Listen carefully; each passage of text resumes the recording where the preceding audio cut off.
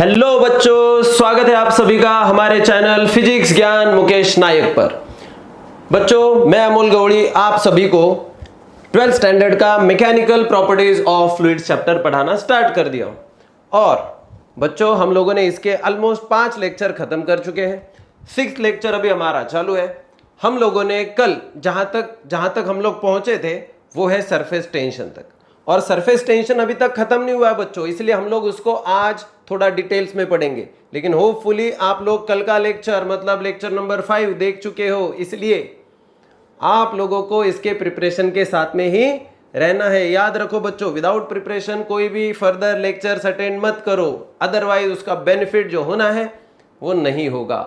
तो होपफुली आप लोग सीरियस इनफ हो और ये पढ़ाई कर रहे हो, ठीक है। चलिए बच्चों, कल हम लोगों ने बच्चों कुछ बेसिक कॉन्सेप्ट्स को देखा था, जैसे सरफेस फिल्म क्या होती है, range of the molecular force क्या होती है, या तो हम लोगों ने free surface of the liquid क्या होता है ये देखा था, एडेसिव कोहेसिव फोर्सेस देखे थे। अगर आपको ये सब चीजें याद है तो बच्चों आज हमें देखना है सरफेस टेंशन, लेकिन किसके बेसिस पे? मॉलिक्यूलर थ्योरी के बेसिस पर। तो बच्चों आज हम लोग यहां से शुरुआत करेंगे। सो हम लोग क्या देख रहे हैं बच्चों? Surface tension on the basis of what? Molecular theory। Okay बच्चों, अब मॉलिक्यूलर थ्योरी में देखो हमें वही डायग्राम है जो कल हम लोगों ने देखा था। अब इस थ्योरी को ढंग से समझ लो। कुछ इंपॉर्टेंट चीजें आपको मैं एक बार फिर से रिवाइज करवा देता हूं। कोहेसिव फोर्स और एडेसिव फोर्स याद होगा आपको। अगर कोई, ये इंटरमॉलिक्यूलर फोर्सेस होते हैं, ओके। तो it is a force of attraction. Cohesive force is a force of attraction between the molecules. लेकिन कौन से molecule? With in the same substance, okay, same substance के। और एडेसिव फोर्सेस कौन होते हैं? वो भी एक फोर्स ऑफ अट्रैक्शन है with in the molecules, but what? Of the different substances. ये याद रखना। जैसे कोहेसिव का एग्जांपल बता दूं, मैंने आपको कल बताया था एयर या वाटर, इसके मॉलिक्यूल आपस में एक जैसे ही सब्सटेंस के है ना। वाटर का मॉलिक्यूल को एक दूसरे को अट्रैक्ट कर ही लेता है, वो चिपक जाता है। वाटर के ड्रॉप को अगर पास में लेके आ जाओ तो चिपक जाएंगे और वो एक हो जाते हैं because of the cohesive force, okay, क्योंकि वो सेम मॉलिक्यूल्स के या कहो सेम सब्सटेंस के मॉलिक्यूल्स हैं। और अगर ग्लास के ऊपर हम लोग पानी को छिड़क देते हैं तो पानी नीचे तो आ जाता है ड्यू टू द ग्रेविटी, लेकिन आपको ये पता है कि वाटर चिपक भी जाता है उसको। तो between the glass and water there is a force of attraction. ये जो है ये एडेसिव फोर्स ऑफ अट्रैक्शन है बच्चों। तो ये दोनों भी फोर्स ऑफ अट्रैक्शन है। अब हम लोगों को इसके ही आधार पर हम लोगों को देखना है कि ये नॉर्मली वाटर के बीच में सरफेस का टेंशन क्यों होता है, और वो सरफेस टेंशन एग्जैक्टली क्या होता है। चलिए बच्चों ध्यान दीजिएगा। मान के चलो ये हम लोगों ने वाटर ले लिया। ये वाटर का जो टॉप सरफेस है बच्चों, ये कौन है? XY। और इस सरफेस के ऊपर वाले जो मॉलिक्यूल्स है उनकी एक रेंज होगी कुछ, तो करेक्ट है कि नहीं? वो जो मॉलिक्यूलर रेंज है, उस मॉलिक्यूलर रेंज तक जो एक और लेयर हम लोग कंसीडर कर रहे हैं वो है X dash Y dash, okay. अब X डैश की या Y डैश की जितनी थिकनेस है उसको हम लोग क्या कहते हैं बच्चों? Surface film. वो एक सरफेस फिल्म है बच्चों, इतना काफी है हमारे लिए। अब मान के चलिए, अब हम लोग इसको प्रूव करने के लिए या हम लोग इसको डिटेल में सरफेस टेंशन को समझने के लिए हम लोग 3 मॉलिक्यूल्स को कंसीडर करेंगे।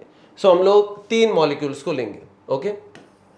Late 3 molecules, okay. 3 मॉलिक्यूल को 3 अलग अलग पोजीशन के साथ में और 3 अलग अलग पेन के साथ हम लोग देखेंगे। तो चलो ध्यान दो। पहले मॉलिक्यूल A,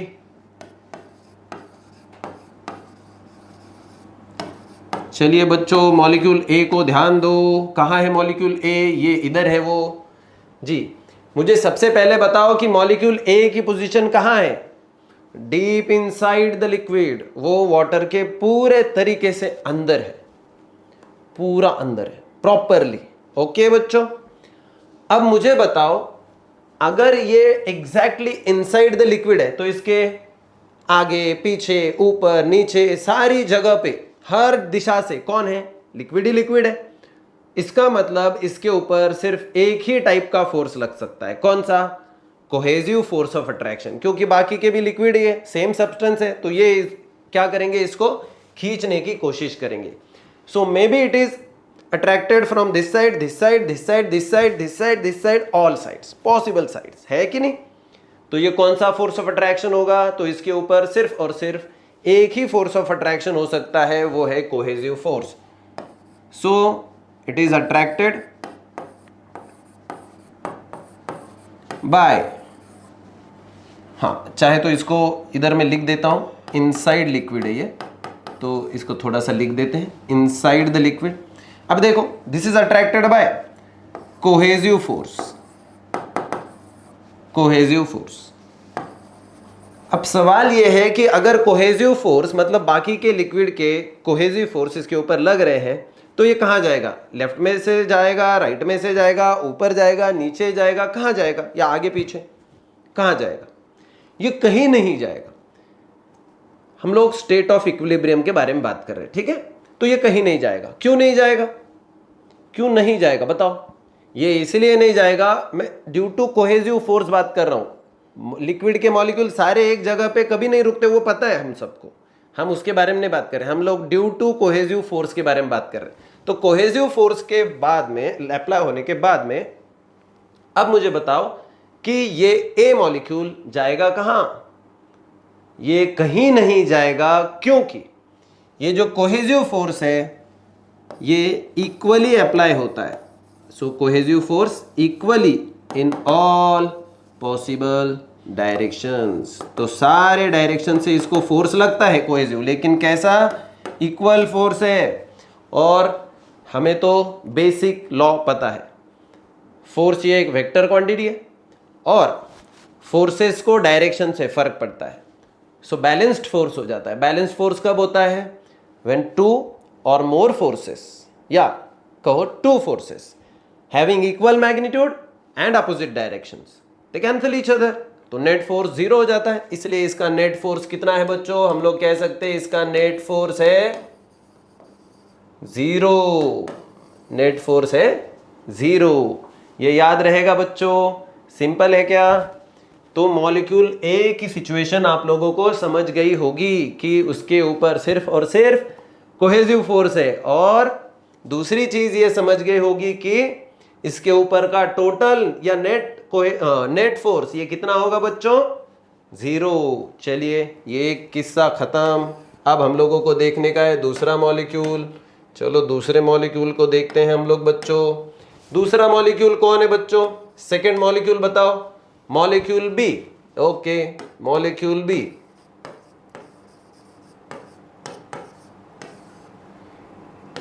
सबसे पहले इसकी पोजीशन चेक करो बच्चों। मॉलिक्यूल बी की पोजीशन कहां है? देखो तो इसको देखो, क्या ये टॉप सरफेस पे है? बिल्कुल नहीं। क्या ये डीप इनसाइड है? बिल्कुल नहीं। ये कहां है? ये with in the surface film है। तो क्या हम लोग कह सकते हैं इसकी जो पोजीशन है ये विद इन सरफेस फिल्म है? जी हां, हम लोगों ने ये कह भी दिया कि ये with in the surface film है। देख लो आप लोग, ये सरफेस फिल्म की थिकनेस है और इसके बराबर अंदर यहाँ पे ये मॉलिक्यूल है, मॉलिक्यूल बी। अब मॉलिक्यूल बी की क्योंकि हमें पोजीशन समझ चुकी है, अब देखो थोड़ा सा ध्यान दीजिएगा। जितने भी मॉलिक्यूल सरफेस फिल्म के अंदर या उसके ऊपर रहते हैं, ओके, तो उनके ऊपर दो फोर्सेस लग सकते हैं। कितने हो गए रे? हाँ, दो। ठीक है, तो दो फोर्सेस हैं। कितने हैं? दो। अब ये जो दो फोर्सेस हैं ये डेफिनेटली सेम मॉलिक्यूल्स या सेम सब्सटेंस की वजह से होगा, मतलब कोहेसिव, जैसे इसके ऊपर भी था। और दूसरा होगा एयर के मॉलिक्यूल्स का जो अट्रैक्शन होगा, है कि नहीं? तो एयर के मॉलिक्यूल्स का जो फोर्स ऑफ अट्रैक्शन हो उसका हम लोग क्या कहेंगे? Adhesive force. तो इसके ऊपर क्या लगते हैं बच्चों? दो फोर्सेस लगते हैं, एक कोहेसिव, एक एडेसिव। लेकिन इसमें कोहेसिव फोर्स जो होता है ये स्ट्रॉन्ग होता है। कोहेसिव फोर्स कैसा है? स्ट्रॉन्गर। और एडेसिव फोर्स जो है ये कैसा है, वीकर। ऐसे क्यों बच्चों, कौन बताएगा मुझको? पहली चीज डेंसिटी और उसके नंबर ऑफ मॉलिक्यूल्स कितने कॉम्पैक्ट। लिक्विड में molecules compare to the air compact होते हैं, जिसके वजह से वो ज्यादा नंबर ऑफ मॉलिक्यूल्स उसके पास में होंगे, जिसके वजह से वो ज्यादा मॉलिक्यूल्स उसको अट्रैक्ट कर रहे होंगे। हाँ, ये जरूरी नहीं है, ये भी समझ लो कि ज्यादा नंबर ऑफ मॉलिक्यूल से इसलिए ऐसा हो रहा है, अदरवाइज सॉलिड सबको ही अट्रैक्ट कर लेता, but this is not the case always. Okay, लेकिन फिलहाल के लिए इसके केस में समझ लो लिक्विड और एयर के बारे में। तो एयर के मॉलिक्यूल्स कैसे होते हैं, दूर दूर फैले हुए थे, इसलिए उसका force of attraction compare to the cohesive force कैसा है, कम, और इसलिए स्ट्रॉन्ग कोहेसिव फोर्स है और वीक एडेसिव फोर्स है, जिसके नतीजे, जिसके चलते एक चीज हो जाती है, क्या, ये कहां खींचा जाएगा बताओ तो। समझो अभी पंजा लड़ा रहे दो लोग, है कि नहीं, तो पंजा लड़ाते वक्त जीतेगा कौन, जिसका फोर्स ज्यादा है, और जिसका फोर्स ज्यादा है वो जिस डायरेक्शन में पुश कर रहा है उसी डायरेक्शन में हाथ जाएगा। समझो इस हाथ का फोर्स ज्यादा है, अब ये इधर पुश कर रहा है तो इधर ही जाएगा, नेट रिजल्टेंट उधर ही आएगा। इसलिए क्या हम लोग कह सकते हैं, as cohesive is stronger than the adhesive force, the molecule B goes or is attracted inside the liquid, inside liquid। Correct है कि नहीं बच्चों, ये आसान है बच्चों एकदम। तो ये जो मॉलिक्यूल बी है, ये मॉलिक्यूल बी कहां जाएगा, ये मॉलिक्यूल बी जाएगा इनसाइड द लिक्विड, ये अट्रैक्ट हो जाएगा। ओके, तो सरफेस फिल्म के मॉलिक्यूल्स ये अभी कहां खींचे जा रहे हैं, नीचे, डाउनवर्ड डायरेक्शन। ओके, चलो अब ये हो गया दूसरे मॉलिक्यूल के बारे में। अब हमारा एक लास्ट वाला मॉलिक्यूल बचा है बच्चों, इसके बारे में भी जान लेते हैं, और वो है मॉलिक्यूल सी। मॉलिक्यूल सी के बारे में जानकारी लेते हैं। कौन सा पेन यूज करें, ये वाला, ठीक है। चलिए इसको थोड़ा सा अभी एडजस्टमेंट कर लेते हैं बच्चों, जगह की कमी है मेरे पास थोड़ी सी। अभी ध्यान दीजिएगा, आपका ध्यान यहाँ पे होना चाहिए, वो सबसे इंपॉर्टेंट चीज़ है। बाकी किसी चीज़ की कमी हो चलेगा, लेकिन आपके ध्यान की कमी नहीं होनी चाहिए। तो आपका ध्यान यहाँ पे है, इसी होप में मैं अभी वापस से आपको बता रहा हूँ तीसरा मॉलिक्यूल।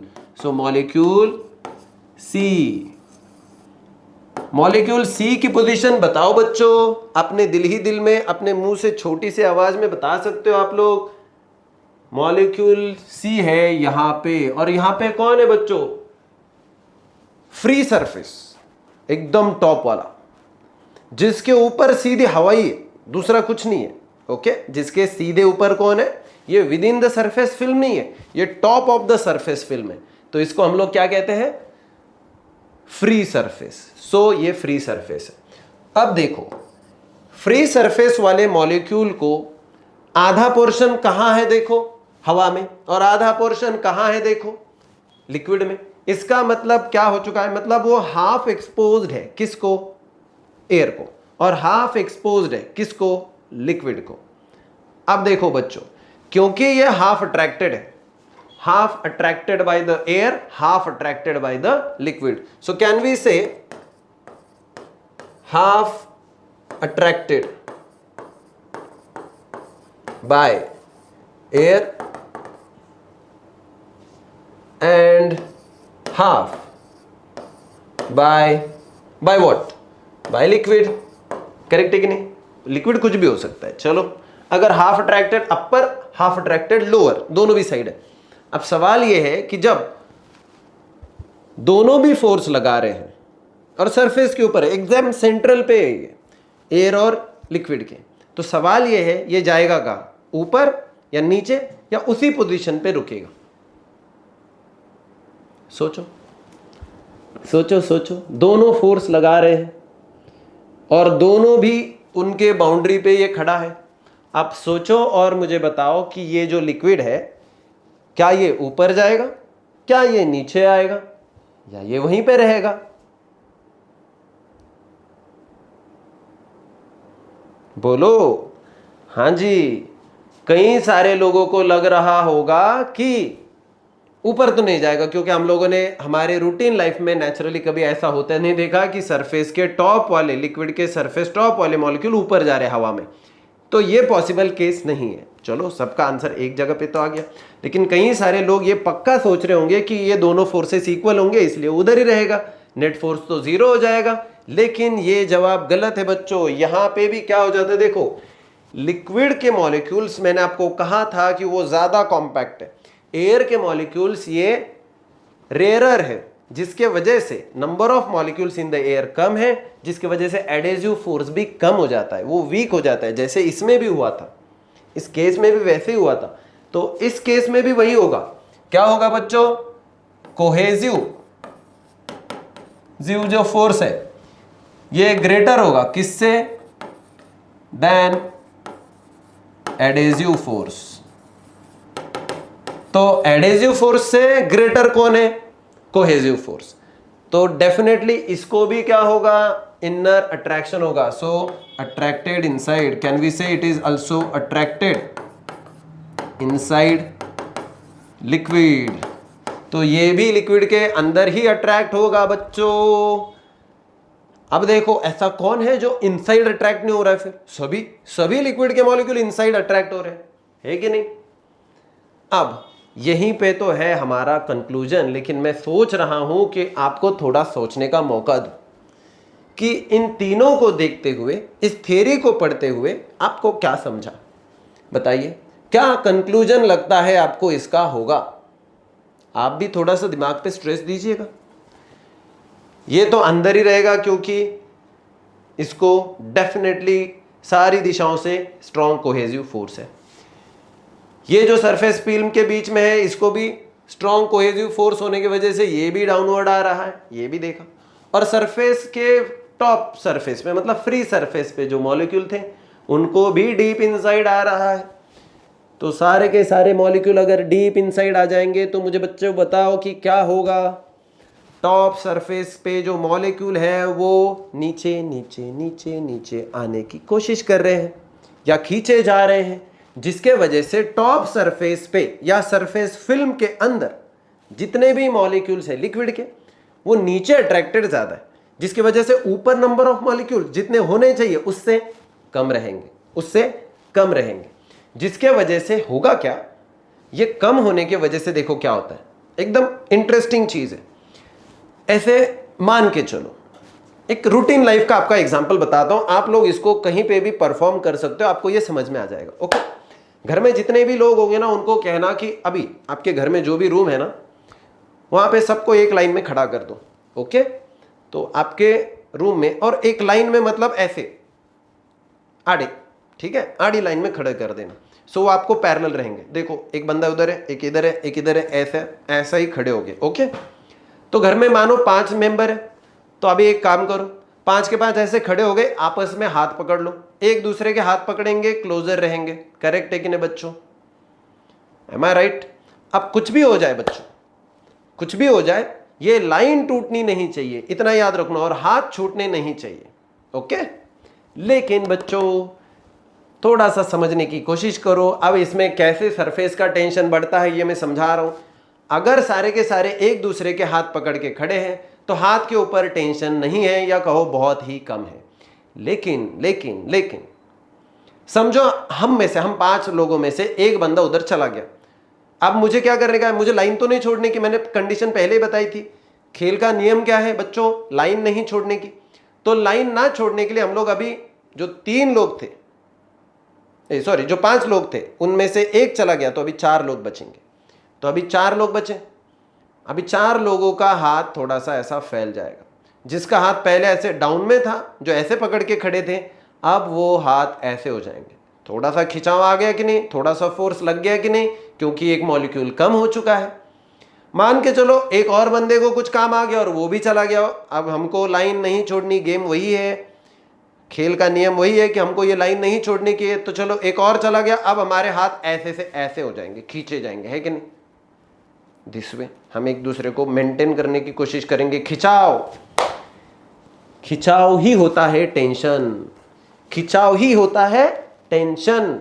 फोर्स तो ज्यादा फोर्स लग रहा है, ज्यादा टेंशन आ रहा है, किसकी वजह से, नंबर ऑफ मॉलिक्यूल्स नीचे खींचे जाने की वजह से। होपफुली आप लोगों ने ये लिख लिया है। ये पॉइंट्स अगर आप लोगों ने लिख चुके हैं वीडियो पॉज करके लिख लेना और फिर इसको हम लोग अभी कंक्लूजन की ओर लेके जाएंगे, ठीक है। चलिए, कि क्यों सरफेस टेंशन बढ़ रहा है, चलो।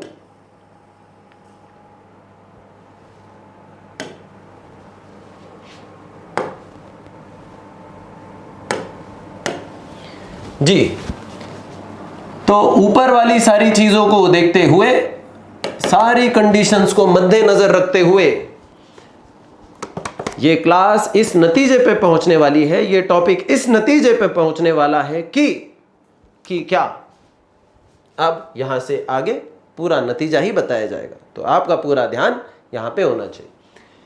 Number of molecules within the surface film और at the free surface will increase और रिड्यूस, विल डेफिनेटली रिड्यूस, क्योंकि अंदर से खिंचाव है, तो इधर वाले जो मॉलिक्यूल्स है वो नीचे खींचे जाएंगे। इधर मॉलिक्यूल था, नीचे खींचा जा रहा है, इधर मॉलिक्यूल था, नीचे खींचा जा रहा है, with in the surface film था, नीचे खींचा जा रहा है।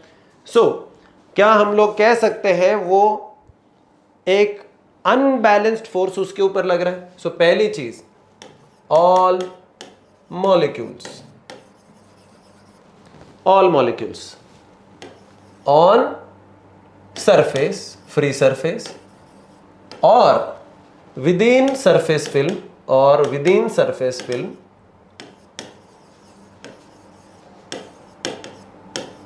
experiences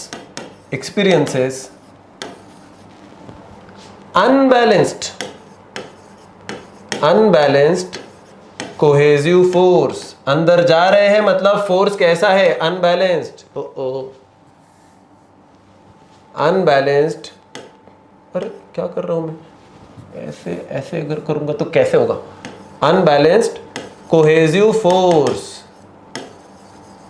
तो अनबैलेंस्ड कोहेसिव फोर्स होने की वजह से नतीजा क्या निकलेगा बच्चों, मेरे दोस्तों बताओ मुझको।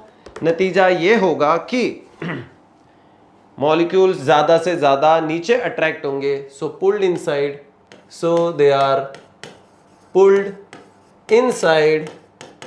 अब इसका नतीजा क्या होगा, therefore number of liquid molecules at the top will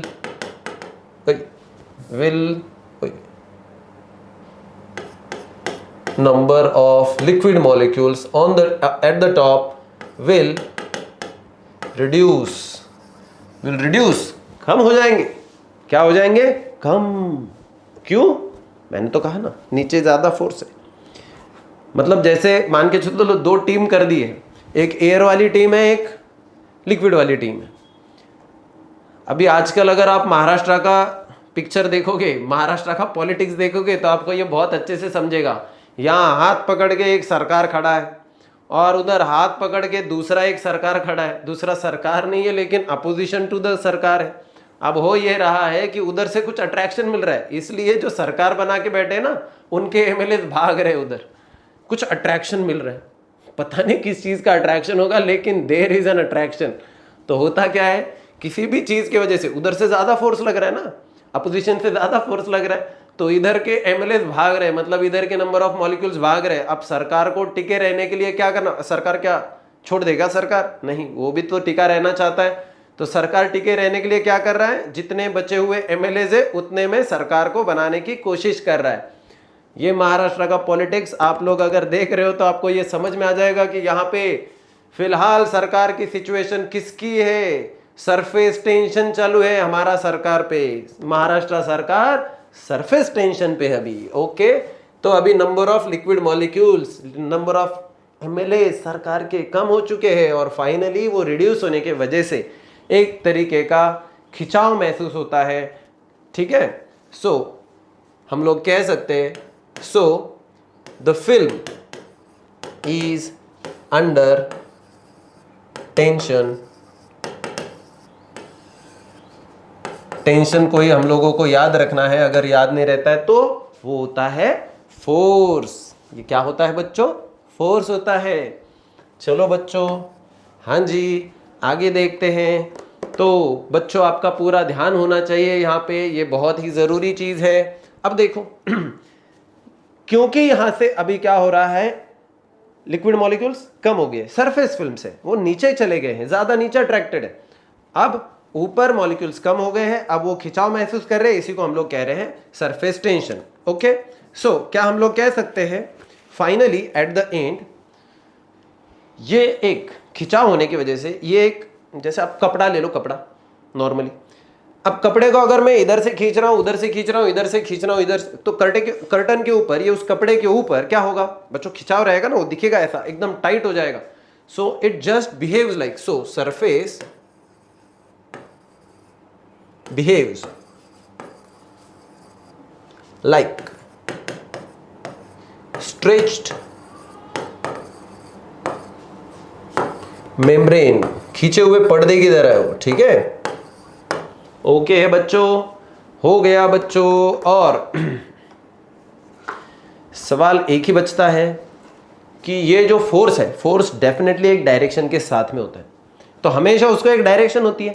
जब उसको एक डायरेक्शन होगी तो उसकी डायरेक्शन क्या है, तो याद रखना ये जो फोर्स है due to the surface tension, ये टेंजेंशियल होता है हमेशा। So the force due to surface tension is tangential. बाद में समझेगा भी ये टेंजेंशियल का मतलब क्या है। ये हमेशा कैसा होता है बच्चों, ये होता है tangential to the free surface of liquid, tangential to free surface of liquid. मैंने इधर थोड़ा स्पेलिंग में गलत कर दिया, आप लोग चेक कर लेना, ठीक है जी। चलिए बच्चों ध्यान दीजिएगा, ये है हमारा कंक्लूजन। यहाँ पे तो हमारा अभी सरफेस टेंशन खत्म हो रहा है, लेकिन इसके एक्सट्रीम कंक्लूजन पे अगर हम लोग पहुंचेंगे तो हमें उसको एक बार डिफाइन करना पड़ेगा, करेक्ट है कि नहीं। तो इसको डिफाइन कर लेते हैं, एक बार ढंग से इसको डिफाइन कर लेते हैं बच्चों।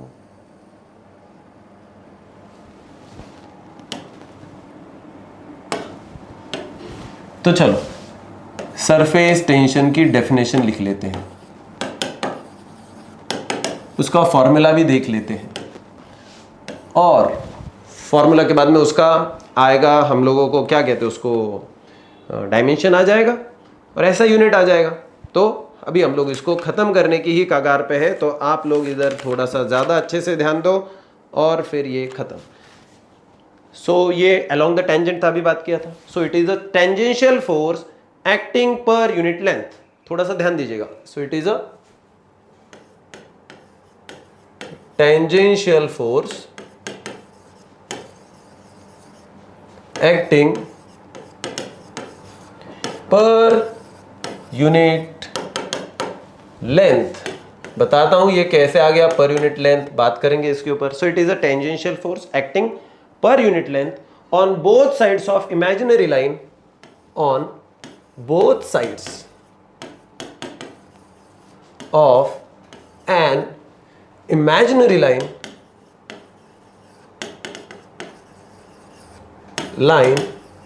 drawn on the free surface of the liquid, on the free surface of liquid। हाँ जी बच्चों, अब देखो थोड़ा सा ध्यान दीजिएगा। It is a force acting per unit length. So क्या हम लोग कह सकते हैं सरफेस टेंशन ये फोर्स होता है acting per unit length, correct है कि नहीं बच्चों। सवाल है ना, ये बराबर है क्या, ये आ गया क्या बच्चों। मच्छर कहाँ से आ गया बे, हाँ ज़्यादा पास में मत आ, मसल दूंगा। जान ही प्यारी नहीं है मच्छरों का आजकल, पता नहीं, आंखों के सामने रहते, आंखों के सामने सीधा, और डेयरिंग देखो क्या बढ़ चुकी इनकी। अब देखो, सो ये है फोर्स, ये है लेंथ पर यूनिट लेंथ। तो क्या हो गया बच्चों इसका एसआई यूनिट, इसका एसआई यूनिट तो आप लोग समझ भी गए होंगे। फिर अभी इसका एसआई यूनिट होगा बच्चों फोर्स का न्यूटन डिवाइडेड बाय लेंथ का मीटर। सो न्यूटन पर मीटर है इसका एसआई यूनिट। डायमेंशन लिख लो, L0 M1 होगा, T-2 होगा। चलो हो गया, लिख लो इसको, इसको मेंशन कर लो, ये बहुत जरूरी है। अब मेरा काम था कि ये समझाना। तो देखो ऐसे मान के चलो हम लोग लिक्विड को ऊपर से देख रहे हैं फ्रॉम द टॉप, और एक लाइन को इमेजिन करो ऐसे, ओके, ये एक लाइन है, हम लोग इमेजिन कर रहे हैं एक लाइन है, ओके। अब देखो इस लाइन के ऊपर ऐसे मान के चलो कि कुछ मॉलिक्यूल्स है, ओके, चलिए कुछ मॉलिक्यूल्स को ले भी लेते हैं इसके ऊपर। ये यहाँ पे मॉलिक्यूल है, यहाँ पे मॉलिक्यूल है, यहाँ पे मॉलिक्यूल है, यहाँ पे मॉलिक्यूल है मॉलिक्यूल, ऐसे तो बहुत सारे n नंबर ऑफ मॉलिक्यूल्स है। अब इस मॉलिक्यूल को इधर से भी खिंचाव महसूस हो रहा होगा, इधर से भी, है कि नहीं? मतलब अगर मान के चलो हम लोग जैसे एक दूसरे के हाथ पकड़ के खड़े थे, तो अगर जैसे एक बंदा कम हो जाता है तो क्या मुझे सिर्फ इधर का ही हाथ ऊपर करना पड़ेगा क्या? नहीं, हम लोगों को दोनों साइड से एक्सपीरियंस होगा ना। तो वैसे ही ये जो फोर्स है, ये देखो ये ऐसा है, अब ये सरफेस के टेंजेंट को है, सो it is a tangential force acting per unit length. तो हर यूनिट लेंथ के लिए कितना है, 1 सेंटीमीटर के लिए, 1 मीटर के लिए, ऐसा जो भी हम लोग उतने में कितना फोर्स है वो जो बता रहे हैं वो है सरफेस टेंशन। किसको? On an imaginary line drawn on the surface of the liquid. समझ गए? क्लियर है बच्चों? चलिए मेरे दोस्तों, ये बहुत ही इंपॉर्टेंट चीज थी सरफेस टेंशन, जिसको अभी हम लोगों ने खत्म कर दिया। अब इसी का एक छोटा सा भाई है या कहो बहन है, एनर्जी, हाँ बहन ही होगी, ठीक है, एनर्जी, शक्ति, जो भी होगा आप कहो उसको ऊर्जा, ऊर्जा लड़कियों का ही नाम होता है ना। सो ये उसकी बहन है, एक सरफेस एनर्जी। और इन दोनों के बीच में क्या रिलेशन है ये अभी हम लोगों को पढ़ना है। तो सबसे पहले अगर हमें कुछ देखना है तो अभी हम लोगों को देखना है सरफेस एनर्जी क्या है, ओके। चलिए बच्चों, तो अभी इंपॉर्टेंट चीज है जिसको हम लोग देखेंगे, सरफेस एनर्जी को।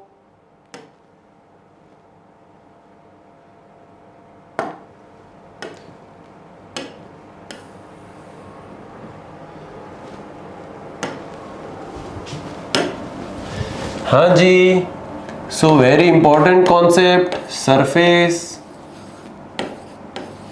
एनर्जी। पेन भी देखो मैंने कैसा उस हिसाब से चूज किया है, पिंक पिंक। हाँ जी, अच्छा लगता है ना, लड़कों को बड़ी शर्म आती है पिंक कलर को, नहीं वो लड़कियों का कलर है। कलर में भी हम लोगों ने छोड़ा नहीं, ये इसका कलर है, ये इस जाति का है, इस धर्म का है, कुछ भी करके चलते हैं, लेकिन मुझे अच्छा लगता है ये कलर भी, pink colour, okay. Surface energy ध्यान है ना आपका? चलिए, सरफेस एनर्जी, एनर्जी क्या होती है बच्चों? नॉर्मली हम लोगों ने कितने सारे टाइप की एनर्जी देखी। लाइट एनर्जी होती है, ये बॉडी एक एनर्जी है कि बच्चों? डेफिनेटली, जिसमें मास है उसमें भी एनर्जी होती ही है, कोई ना कोई टाइप की तो एनर्जी है।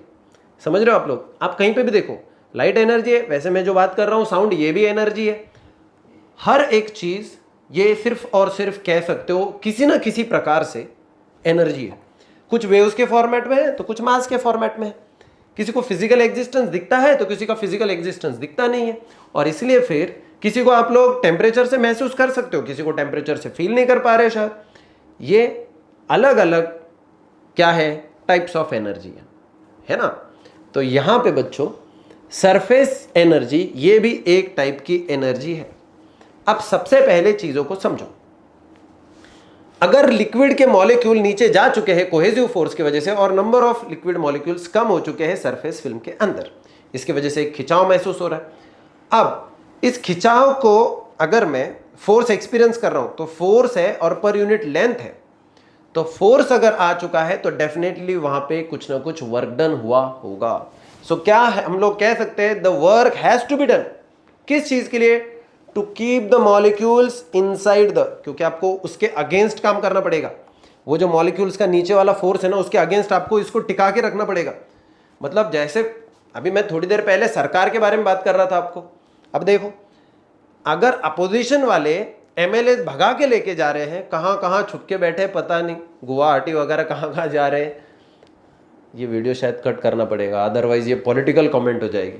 तो देखो बच्चों, अगर ये सरकार है, ये सरकार ना गिरे इसलिए मुझे क्या करना पड़ेगा? मुझे भी कुछ एनर्जी स्पेंड करनी पड़ेगी, मुझे भी कुछ काम करना पड़ेगा। काम मतलब work done, I have to do some work, मुझे कुछ काम करना पड़ेगा।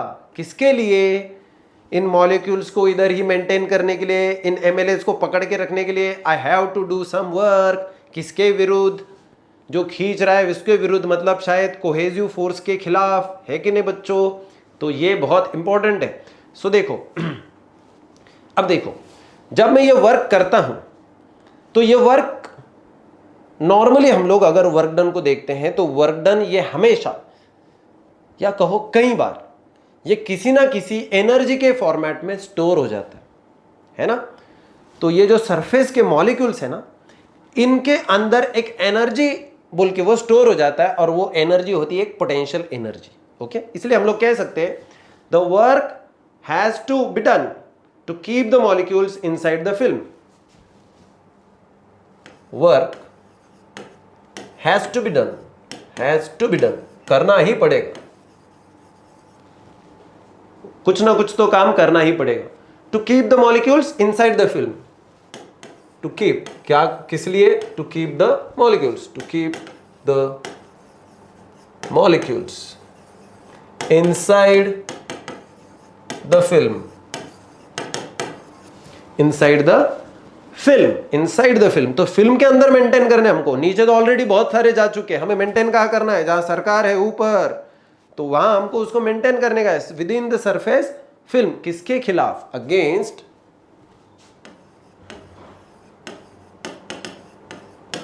Strong cohesive force. यहां स्ट्रॉन्ग कोहेसिव फोर्स कौन है बच्चों, अपोजिशन पार्टी, तो नाम नहीं ले सकता बस, ठीक है। चलिए अभी आगे, अब ये तो हो गया भैया। अब इसके लिए इनके पास क्या होना चाहिए, एक्स्ट्रा एनर्जी, और ये जो एक्स्ट्रा एनर्जी है ये ही होती है सरफेस एनर्जी।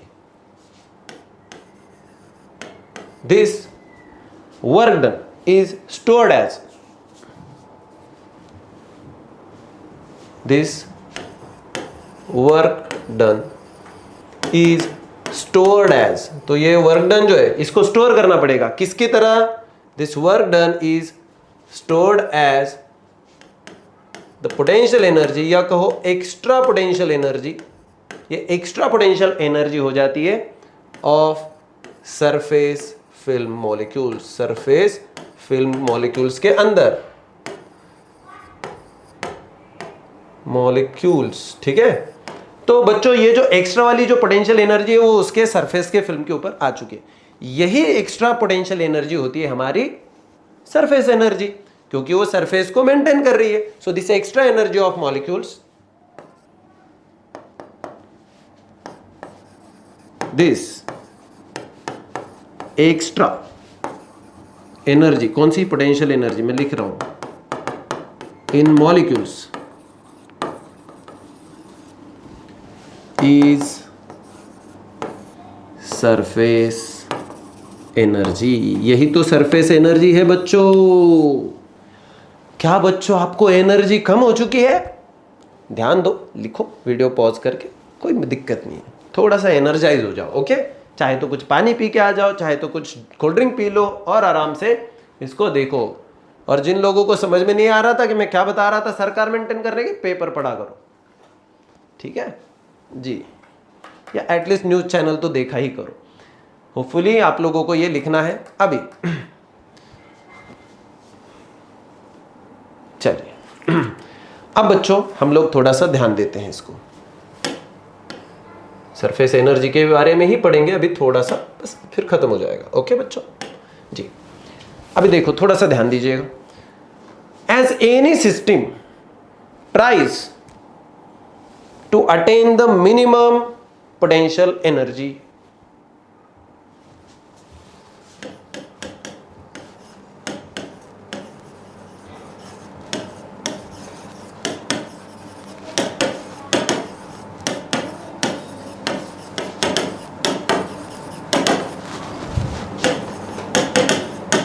जो हम लिखते हैं ना बच्चों वो समझना बहुत जरूरी हो जाता है, और वो जो हम लोग लिख रहे हैं ना बच्चों वो मैं आपको समझा के ही रहूंगा, और मैं आपका साथ कभी नहीं छोड़ूंगा इस बारे में कि आपको चीजें आसान से आसान लगे, इसलिए हम लोग डेफिनेटली ट्राई कर रहे हैं।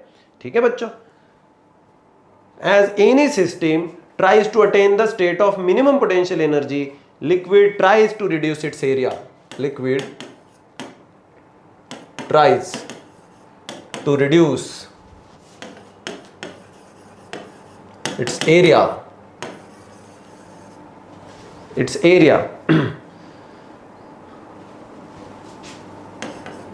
So energy has to be spent. So energy has to be spent to in order to increase the surface area. In order to increase surface area. ठीक है बच्चों, अभी ध्यान दीजिएगा, ये बहुत ज़रूरी चीज़ है, ये एकदम लास्ट वाले पार्ट पे। इसके बाद में थोड़ी सी नोट्स आएंगे और फिर हम लोग देखेंगे कि सरफेस टेंशन और सरफेस एनर्जी इन दोनों के बीच में कैसा रिलेशन है, प्यार वाला है, कैसा है, देखेंगे। अभी ध्यान दीजिएगा बस यहाँ पे, any system tries to maintain the minimum potential energy. ये मार्कर जो है ये यहां पे रखा हुआ है, ओके बच्चों, ये यहां पे रखा हुआ है।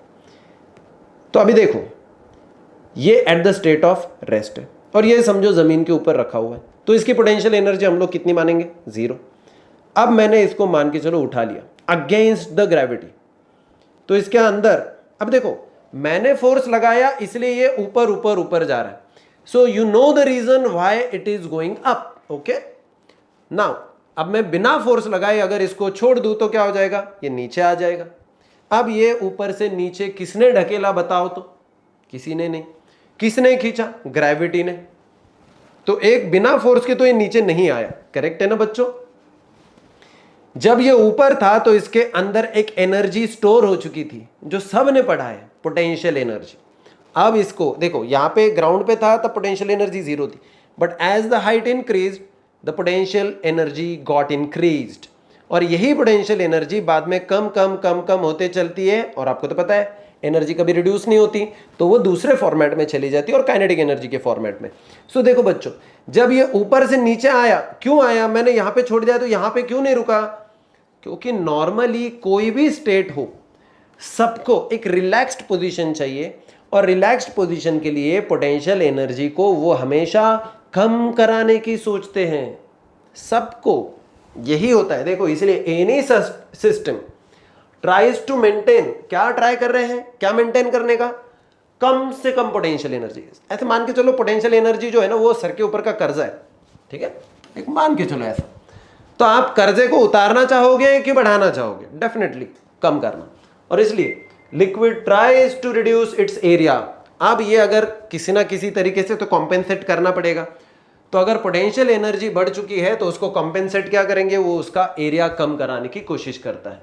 लेकिन so energy has to be spent, अब मुझे क्या करना पड़ेगा, उसके सरफेस एरिया को मेंटेन करने के लिए मुझे कुछ एनर्जी देनी पड़ेगी, और फिर we have to spend the energy in order to maintain the surface area or in order to increase the surface area। ये जो एनर्जी हमको देनी पड़ती है, this energy is the surface energy we have to give। Clear है कि बच्चों। चलिए बच्चों, अब इसमें 2 नोट्स है, 2 नोट्स को हम लोग ढंग से समझ लेते हैं और फिर हमारा काम यहाँ पे खत्म हो जाता है बच्चों। ज़्यादा इंपॉर्टेंट मतलब है important, there is no doubt, लेकिन क्या कहते हैं बहुत कॉम्प्लिकेटेड नहीं है, एकदम सिंपल सिंपल सी चीज़ है जिसको बस थोड़ा सा याद रखना है। मैं ऐसे कुछ लिखने की भी ज़रूरत नहीं, उसको बेसिक समझ लो। मॉलिक्यूल जो है लिक्विड सरफेस के, उनके ऊपर क्या है, इनवर्ड पुल है, तो टोटल कोहेसिव फोर्स ज़्यादा लगता है, जिसके वजह से क्या हो रहा है, वो क्या कर रहे हैं, नीचे जा रहे हैं। सो जिसके वजह से सरफेस फिल्म के ऊपर क्या है, हाई पोटेंशियल एनर्जी। तो जो उसके हाई पोटेंशियल एनर्जी है, प्रॉपर्टी ये कहती है as universal property any system tries to minimize its potential energy. ये नोट है, एनी सिस्टम, ये ऊपर वैसे लिख चुके हैं, एनी सिस्टम ट्राइज, ये यूनिवर्सल लॉ है, ठीक है, any system tries to minimise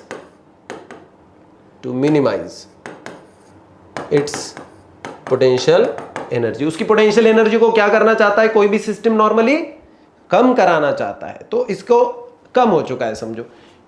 मतलब मैं अगर आपको कहूं, समझो जैसे आप लोग इसका एक बेसिक एग्जांपल देख लो आपके एंजॉयमेंट के साथ में। मान के चलो बच्चों, आप लोगों को कोई सैड न्यूज मिल गया, ओके बच्चों, तो आपका एनर्जी क्या हो जाता है बच्चों, कम हो जाता है। अगर आपको किसी ने चिढ़ाया, आप गुस्सा हो जाते हैं, आपकी एनर्जी बढ़ जाती है। अगर किसी ने आपको एकदम खुशी वाली न्यूज़ दे दी तो बच्चों आपकी एनर्जी फिर से और बढ़ जाती है।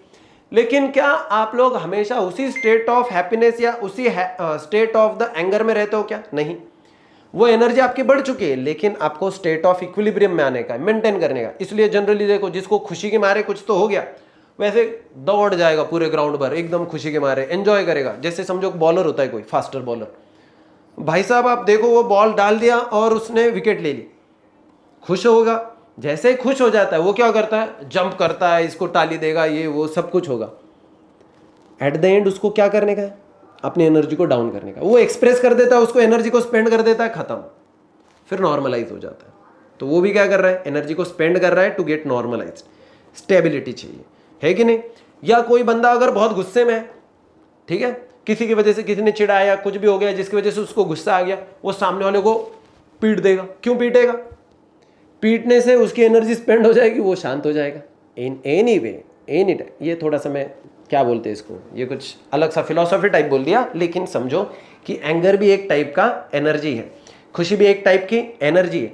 लेकिन ये जो एक्स्ट्रा एनर्जी हमारे पास आ चुकी है ना, कि जिसके भी वजह से हम लोग इसको हमेशा उसी स्टेट में नहीं रहते, हम लोग जल्दी से जल्दी उसको स्पेंड करना चाहते हैं। और जैसे हम लोग उसको स्पेंड कर देंगे बच्चों, क्या हो जाता है, calm down, normalize, equilibrium state आ जाती है हमारी, इक्विलिब्रियम। समझे? चलिए, so any system tries to minimize its potential energy, जिसके वजह से so liquid tries to minimize its surface area. So liquid tries to minimize its surface area। ये याद रखना, ठीक है बच्चों? क्लियर है अभी? और दूसरी एक नोट है, एकदम सिंपल सी नोट है, देखो। when number of molecules और droplets वो इकट्ठा आ जाते हैं, when they coalesce समझते हो ना, इकट्ठा आ जाना, एक ड्रॉपलेट है, अब वो मिल गए। सो जब नंबर ऑफ मॉलिक्यूल्स एक दूसरे में चिपक जाते हैं, तो जिसकी वजह से एक बड़ा सा ड्रॉप फॉर्म होता है।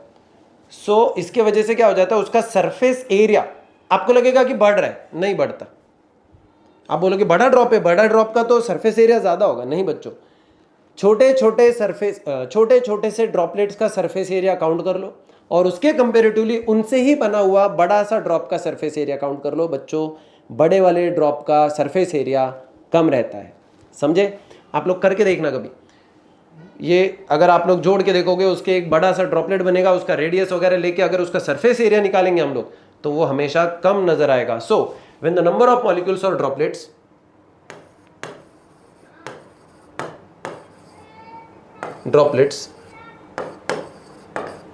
व्हेन दे कोलेस, यार मैं स्पेलिंग हमेशा इसकी गलती क्यों लिखता हूं? भाई साहब,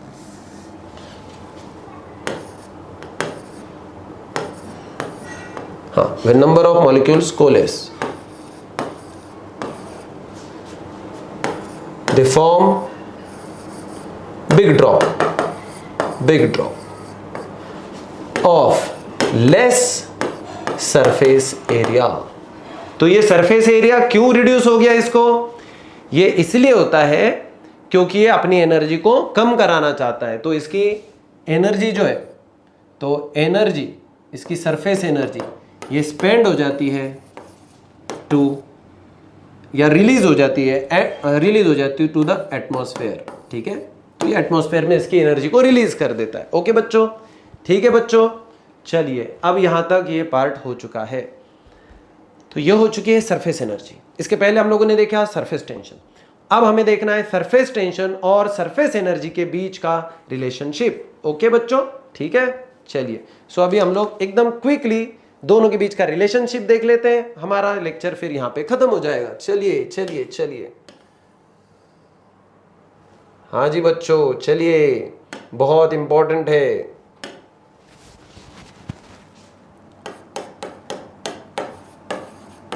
relationship between surface tension and surface energy. मैं थोड़ा शॉर्ट में लिख रहा हूं, पूरा नहीं लिख रहा हूं क्योंकि उतना टाइम भी नहीं है। तो चलो यहां पे हम लोग इसको, आप लोगों ने मत लिख लेना, ठीक है। एक डायग्राम बना लेते हैं।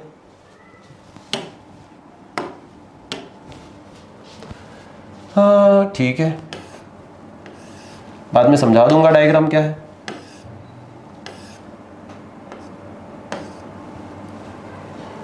ओके, क्या क्या नाम है इसके, ये पी डैश, पी इधर पी डैश, पी के बाद में ये क्यू डैश है क्या, एस डैश है, एस डैश है, क्यू आर कहाँ पे है, इधर क्यू है, ये आर है, और ये क्यू डैश होगा और ये आर डैश होगा।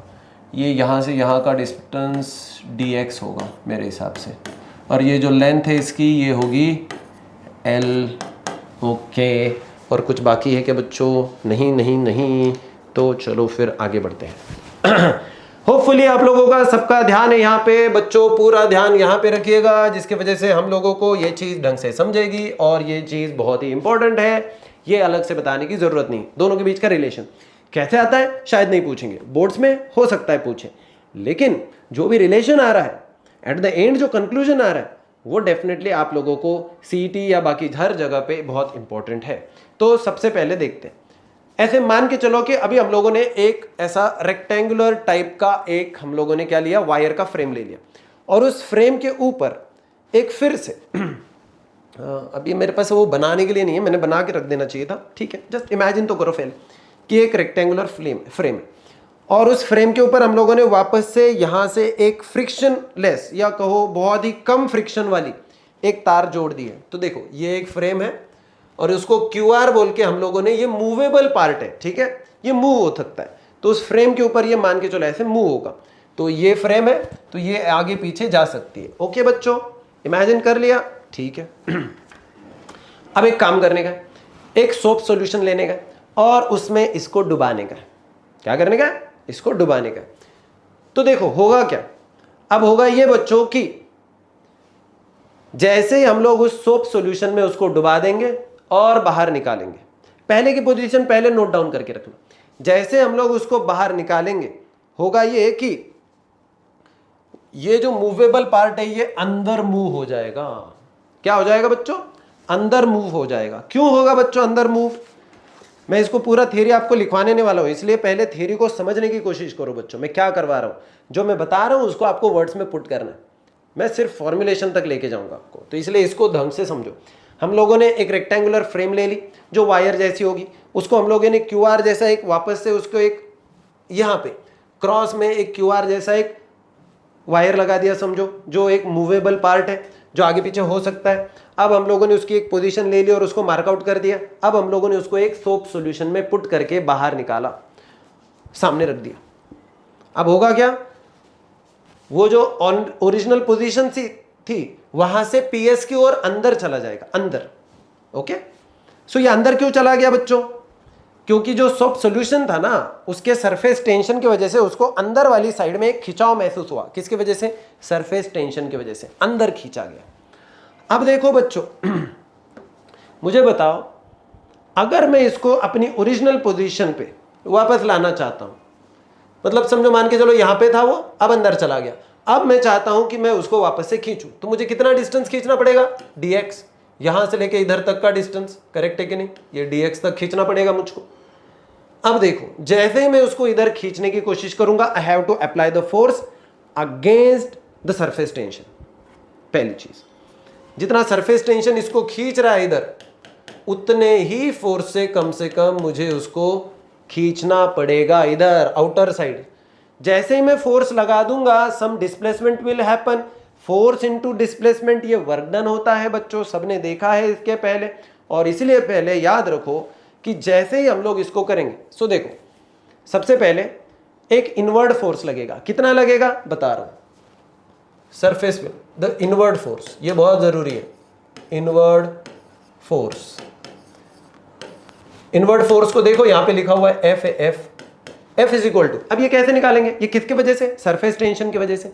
अब सरफेस टेंशन का फॉर्मूला तो सब लोगों ने देखा है, T is equal to F/L। मुझे निकालने का है फोर्स, तो क्या मैं लिख सकता हूं फोर्स इधर ही रखो, ये L इधर डिवाइड कर रहा है, इधर जाके मल्टीप्लाई करेगा, so F is equal to T into L। तो यहां पे क्या हो जाएगा? T into L। लेकिन ये जो रेक्टेंगुलर फ्रेम है, इसको कितने सरफेसेस है? एक टॉप सरफेस है, एक बॉटम से एक सरफेस होगा, करेक्ट है कि नहीं? इसलिए इसकी लेंथ को हम लोग L ना लेते हुए 2L लेंगे बच्चों। क्योंकि समझ गए क्या आप लोग? क्योंकि इसको दो फिल्म है, अगर सिंगल फिल्म होती, जैसे समझो मान के चलो कि वाटर को किसी कंटेनर में रखते हैं तब अलग बात है, क्योंकि एक ही सरफेस होता है। लेकिन ये एक फ्रेम है जिसको टॉप पे और बॉटम पे दोनों साइड है, तो इसको दो साइड होने की वजह से इसका फोर्स आ जाएगा 2L। मैं इधर लिख रहा हूं here 2L due to 2 surfaces of the film, okay, due to 2 surfaces। ये थोड़ा सा याद रखने के लिए यहाँ पे जरूरी है। अब इसको वापस से खींचने का, so to pull back QR to original position हमें क्या करना पड़ेगा बच्चों? वर्क डन करना पड़ेगा। Work is to be done. चलो बच्चों, तो कितना वर्क डन करना पड़ेगा? तो जितना डिस्प्लेसमेंट करेंगे, कितना डिस्प्लेसमेंट करेंगे? dx। तो हम लोग वही लिखेंगे फिर, देयरफॉर कैन वी से dw। थोड़ा सा वर्क डन करना पड़ेगा, किसके वजह से है? तो कितना फोर्स लगा? F डैश इनटू कितना डिस्प्लेसमेंट होगा? dx। करेक्ट है कि नहीं बच्चों? सो ये हो गया वर्क डन हमारा। क्या हम लोग इसको यूटिलाइज कर सकते हैं क्या बच्चों? बिल्कुल। कहां पे यूटिलाइज करेंगे बच्चों? अभी हम लोगों ने थोड़ी देर पहले एक फॉर्मूला देखा है, F is equal to T into 2L। इसको हम लोग यूटिलाइज करेंगे यहाँ पे, तो हमारा काम हो जाएगा। देखो जैसे dw is equal to F dash और F दोनों सेम है, ये दोनों फोर्सेस सेम है, क्योंकि हम लोगों को इक्वल फोर्स लगाना पड़ेगा। तो जितना F है, F कितना है? इतना, तो F डैश भी उतना ही होगा, T इंटू 2L इंटू ये कौन हो गया बच्चों? dx। एम आई राइट? अब इसको थोड़ा सा ध्यान से देखो, समझने की कोशिश करो। अब यहाँ पे इधर dx है और इधर लेंथ है, लेंथ इंटू ब्रेड्थ, ये इसका एरिया हो गया। करेक्ट है कि नहीं? ये पूरे इस रेक्टेंगल जितना मूवमेंट हुआ है ना, उसका जो एरिया है उसका क्या हो गया? ये area. So length into dx मतलब L इंटू dx क्या हो जाएगा? एरिया। ये इसका एरिया हो गया QR डैश Q डैश का, और इसलिए फिर उसको हम लोग लिख सकते हैं it is nothing but the area. So देखो एरिया दोनों का है, इसलिए दो वैसे ही आएगा। इधर मैं लिख देता हूं but 2L into dx is equal to dA, area of that portion. तो अगर हम लोग इसको यहां पे देखेंगे, therefore dw is equal to T into dA। समझे क्या बच्चों? यहां तक क्लियर है क्या? अब ये हो गया वर्क डन। लेकिन ये वर्क डन हम लोगों ने पहले ही देखा था, this work done will be stored as a potential surface energy. This work done is stored as surface energy. तो इसलिए हम लोग कह सकते हैं क्या कि वर्क डन क्या हो गया बच्चों? Surface energy. तो हमारी सरफेस एनर्जी को E से डिनोट करते हैं बच्चों, E is equal to what? T dA। अब ये आ गया रिलेशन। देखो सरफेस एनर्जी ये टेंशन इनटू सरफेस एरिया होता है। इसी को कंक्लूड करते वक्त मैं यहाँ पे फाइनली लिख रहा हूँ, अगर टेंशन देखो, टेंशन यहाँ पे टेंशन इज इक्वल टू क्या हो गया? फिर dA को इधर से हटाओ और इधर E के नीचे लेके जाओ, ये हो गया एनर्जी हमारी, नीचे dA। तो फाइनली हम लोग कह सकते हैं क्या कि tension is the surface energy per unit area. हाँ जी, तो